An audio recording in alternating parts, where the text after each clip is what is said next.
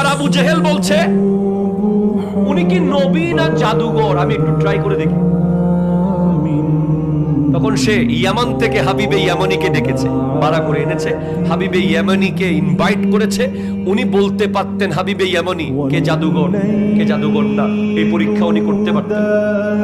হাবিবে ইয়ামানি আসার পরে বলে আপনি কি নবী নাকি অন্য কিছু? বলে আনা নবিয়ুল্লাহ। বলে তাহলে আপনি একটা কাজ করেন দেখি, জাদুঘর হলে দুই জায়গায় কাজ করতে পারবে না, একটা হলো আকাশে একটা হলো কলবে। জাদুঘরের ক্ষমতা এই দুই জায়গায় নাই। বলে ঠিক আছে, আপনি যদি নবী হন দেখি আকাশের চাঁদটা দুই টুকরো করে দেখান। এই চাঁদটা কোন চাঁদ? যেটা আমার নবী ছোটবেলায় দোলনার মধ্যে শুয়ে শুয়ে খেলতেন। चांद झुकता था जिधर उंगली उठाते महद में क्या है चलता था इशारों पर खिलौना नूर का। দুনিয়ার বাচ্চা দোলনায় খেলছে, ঝুনঝুনি দিয়ে দোলনায় খেলছে, বিভিন্ন খেলনা দিয়ে।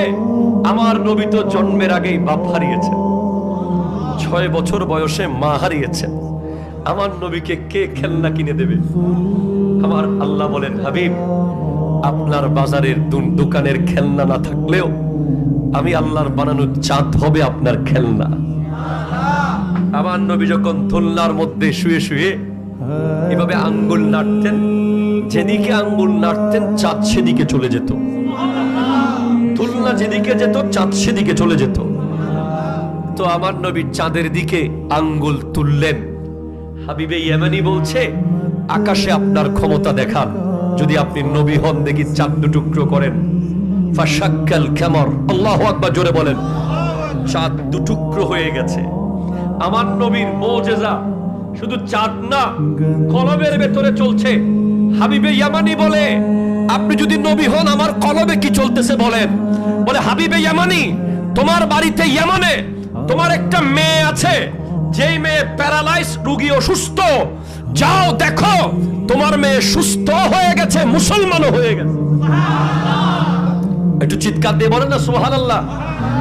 হাবিবে ইয়ামানি আবু জেহেলকে বলে কথা পরে কমু, আগে যাই। যেই মেয়ে বিছানা থেকে উঠতে পারে না, সেই মেয়ে কেমনে সুস্থ হইল দেখি। যায়া দেখে দরজায় যখন নক করেছে, ওই প্যারালাইজ মেয়ে এসে দরজার খিল খুলে দিছে।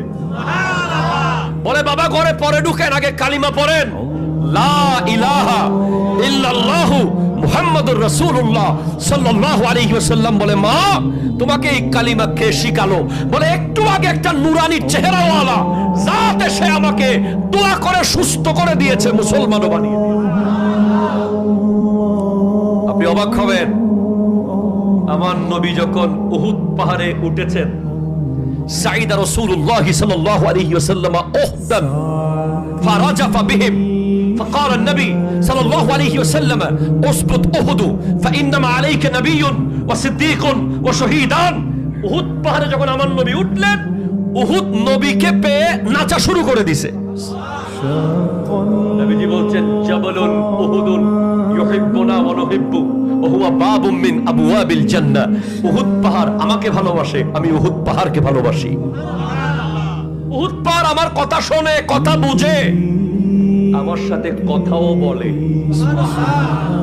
উহুদ পাহাড়ে আমার নবী উঠার পর যখন উহুদ পাহাড় নাচা শুরু করলো, নবীজি বলছেন উসবুত উহুদ, উহুদ তুমি থামো, ফাইন্নামা আলাইকা নবিয়্যুন, তোমার পিঠের উপরে একজন নবী দাঁড়িয়ে আছে, ওয়া সিদ্দীকুন, একজন সিদ্দিক দাঁড়িয়ে আছে।